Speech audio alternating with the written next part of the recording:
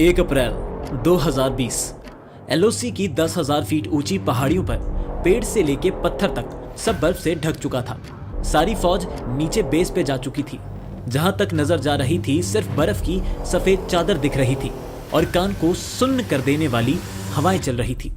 इसी सुनसान माहौल में पाकिस्तान की तरफ कुछ हलचल हो रही थी और सफेद बर्फ पे काले निशान छपे हुए थे। कुछ देर बाद ये काले निशान भारत की तरफ भी छपने वाले थे। दरअसल मुंह पे कपड़ा और हाथ में बंदूक पकड़े हुए 5 आतंकी भारत की तरफ कुछ बहुत डरावना करने के लिए लगातार आगे बढ़ रहे थे। एलओसी की ताराबंदी बर्फ के नीचे दब चुकी थी, इसलिए ये एक ही झटके में बॉर्डर क्रॉस कर लेते हैं और कश्मीर के इस बर्फीले जंगल में ही विलुप्त हो जाते हैं। दूसरी तरफ सेना नीचे उतर चुकी थी, इसलिए अब ड्रोन की मदद से निगरानी रखी जा रही थी। कमांड सेंटर में ड्रोन को संभाल रहे 8 जाट रेजिमेंट के फौजी को एलओसी के पास इनके पैरों के निशान दिखाई देते हैं। दूर से एक फौजी को ये जानवर के पैर लग रहे थे और वो जैसे ही जूम करता है उसका शक सही साबित होता है। उसे समझ आ जाता है कि ये इंसान के भेष में पाकिस्तानी जानवरों के पैरों के निशान हैं। वो तुरंत ये बात अपने सीनियर को बताता है और वो बिना देरी किए जांच के लिए एक टुकड़ी को रवाना कर देते हैं। दोस्तों, आज की इस वीडियो में हम देखेंगे कैसे हमारी सेना इन आतंकियों को कुछ भयानक करने से पहले ढूंढ लेगी, कैसे ढूंढने के बाद ये 3 बार हमारी सेना के हाथ से बच निकलने में कामयाब हो जाएंगे, फिर अंत में इनका शिकार करने के लिए पैरा एसएफ उतारा जाएगा। लेकिन तब भी ये ऑपरेशन सीधे तरीके से खत्म नहीं होगा, बल्कि एक ऐसी घटना घटेगी जिसका किसी को अंदाजा नहीं था। हमारी भारतीय फौज का ये काफी दबंग ऑपरेशन रहने वाला है, इसलिए वीडियो में एंड तक बने रहिएगा। बाकी ऐसी ही सिनेमैटिक वीडियोस के लिए चैनल को सब्सक्राइब जरूर कीजिएगा।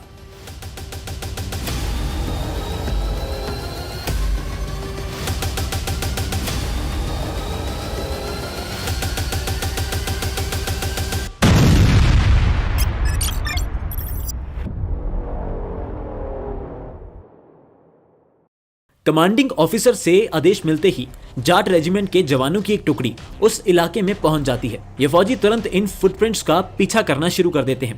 कुछ देर पीछा करने के बाद ये निशान इन्हें एक दूसरी पहाड़ी पे ले जाते हैं।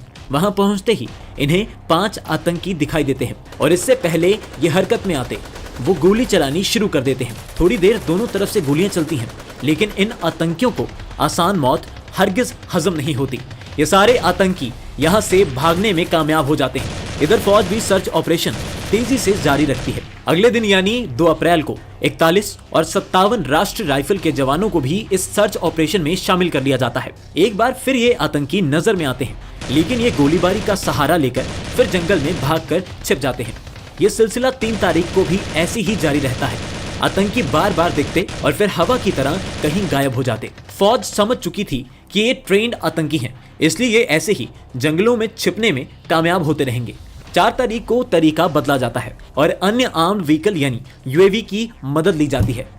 यूएवी उन उपकरणों को कहा जाता है जो रिमोट से कंट्रोल किए जाते हैं। आतंकी आखिरी बार लाइन ऑफ कंट्रोल के उत्तर और दक्षिण में पड़ने वाली शमशाबरी चोटी के आसपास दिखाई दिए थे। यहाँ यूएमवी का पूरा एक दस्ता भेजा जाता है और चप्पे चप्पे को खंगाला जाता है। ये यूएवी इस हद तक माहिर थे कि पेड़ों या पत्थरों के पीछे छुपने के बाद भी आतंकियों को ट्रेस कर ही लेते हैं। अब आतंकियों की सटीक लोकेशन पता चल जाती है और आसपास के सभी गांव जैसे कि आवा, जुरहुम्बा, सफलवी में घेराबंदी कर दी जाती है। अब हमारी फौज और चूहे बिल्ली का खेल नहीं खेलना चाहती थी, इसलिए 4 पैरा एसएफ को मैदान में उतारा जाता है। भारत में घुसकर आतंकियों ने अपनी मौत को पुकारा था और 4 पैरा जिसका मोटो ही शत्रुजीत है, वो उन्हें उनकी मौत बेशक देने वाली थी। 1961 में बनी ये यूनिट आतंकियों का शिकार करने में इतनी माहिर है कि 2016 की सर्जिकल स्ट्राइक भी इसी से करवाई गई थी। आतंकियों की बात करें तो ये पाकिस्तान के लश्कर-ए-तैयबा आतंकी संगठन से थे।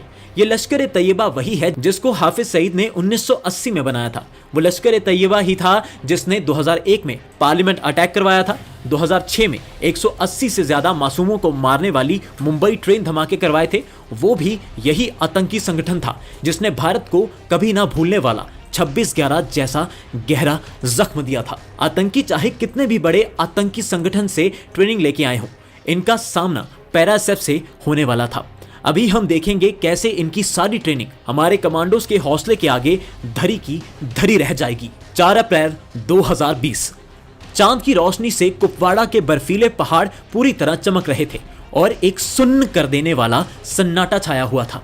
अचानक एक हेलीकॉप्टर इन पहाड़ों पे गड़गड़ाते हुए मंडराने लगता है। कुछ देर बाद इस हेलीकॉप्टर से एक रस्सी नीचे गिरती है और फिर एक के बाद एक 6 कमांडोज इस बर्फ में उतर जाते हैं।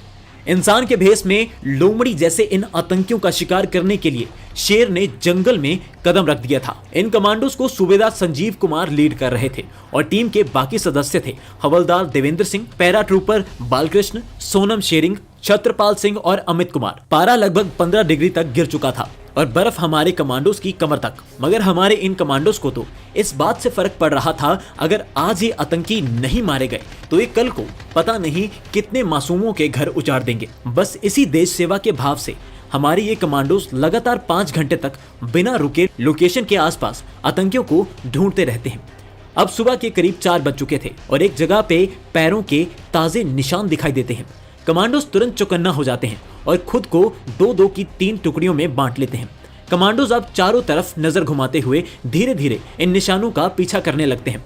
मगर इतने घंटों की नाकाम कोशिश से उन्हें लग रहा था कि शायद अब भी कुछ हाथ नहीं लगने वाला है। बस उन्होंने ऐसा सोचा ही था कि तभी एक जोर से आवाज आती है और सबसे आगे चल रहे देवेंद्र और बालकृष्ण अचानक से गायब हो जाते हैं। पीछे चल रहे चारों कमांडोज को कुछ समझ नहीं आता कि पलक झपकते ही उनके साथी कहां चले गए।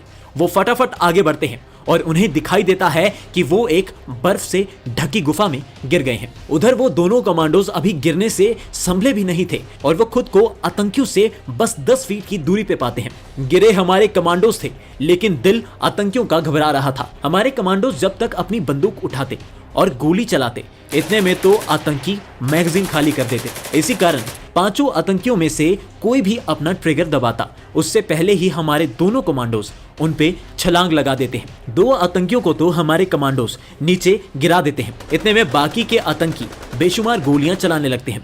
तभी ऊपर से बचे हुए 4 कमांडोज भी गुफा में कूद जाते हैं। वो भी आते के साथ आतंकियों पे लोहा बरसाने लगते हैं। अब तक हमारे इन दोनों कमांडोज को काफी गोलियां लग चुकी थी, लेकिन इस तरह उन्होंने उन दोनों आतंकियों को भी निहत्ते ही मौत के घाट उतार दिया था। हमारे हर फौजी को सिखाया जाता है कि अपने किसी भी साथी को पीछे नहीं छोड़ना। अपने 2 साथियों को बुरी तरह गोलियां लगते हुए देखकर सूबेदार संजीव और पैरा ट्रूपर अमित तुरंत उन्हें पीछे खींचने की कोशिश करते हैं। पीछे बचे सोनम और छत्रपाल कवर फायर दे रहे होते हैं, लेकिन तब भी सूबेदार संजीव और अमित को गोलियां लग जाती हैं। अमित को तो एक के बाद 15 गोलियां लगती हैं, लेकिन ये भारतीय सेना के कमांडोज हैं, इन्हें मौत भी छू नहीं सकती जब तक ये दुश्मन का खात्मा नहीं कर देते।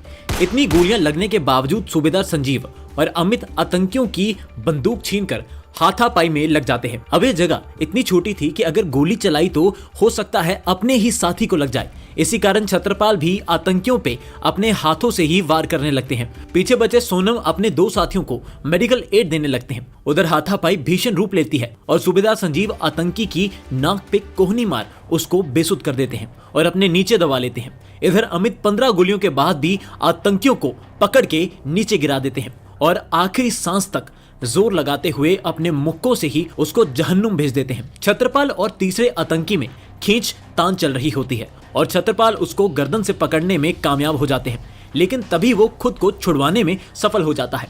वो तुरंत अपनी बंदूक उठाकर हर दिशा में धड़ाधड़ गोलियां चला देता है और भागने लगता है। इस आतंकी की गोलियां गुफा में मौजूद हर कमांडो को लगती हैं। इसे लग रहा था अब ये आसानी से भाग जाएगा। तभी सिक्किम का शेर सोनम उस पे दूर से ही ग्रेनेड दाग देता है।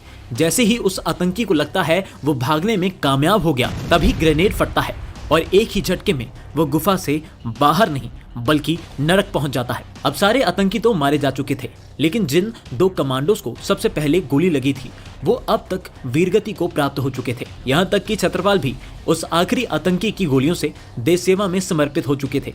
कुछ ही घंटों बाद बैकअप टीम अपने साथियों को ढूंढ लेती है और अभी संजीव, अमित और सोनम जख्मी थे, लेकिन वे सांसें ले पा रहे थे। उन्हें तुरंत हेलीकॉप्टर से आर्मी हॉस्पिटल ले जाया जाता है। कई घंटों तक ऑपरेशन चलता है, लेकिन संजीव और अमित दोनों का इतना खून बह चुका था कि उन्हें अपने परिवार को हमारे लिए छोड़ना पड़ता है। सोनम इकलौते थे जो इस ऑपरेशन के बाद जिंदा बच पाए। करीब 1 साल बाद सूबेदार संजीव कुमार को मरणोपरांत कीर्ति चक्र से नवाजा जाता है। सोनम शेरिंग तमांग को शौर्य चक्र मिलता है। अमित, छत्रपाल, बालकृष्ण और देवेंद्र की बहादुरी के लिए सेना मेडल दिया जाता है। साहस और शौर्य का परिचय देने वाले 4 पैरा स्पेशल फोर्स की इस टुकड़ी को पूरा देश आज भी नमन करता है। ये है हमारी भारतीय सेना, जो बर्फ से लेके रेगिस्तान तक हमारी सुरक्षा के लिए बिना किसी दूसरे विचार के चली जाती है। हम ज्यादा कुछ तो नहीं, लेकिन इस वीडियो के जरिए उनकी बहादुरी पे गर्व महसूस करके उनकी कुर्बानी को कामयाब जरूर बना सकते हैं। बाकी वीडियो पसंद आई तो कमेंट करके जरूर बताना।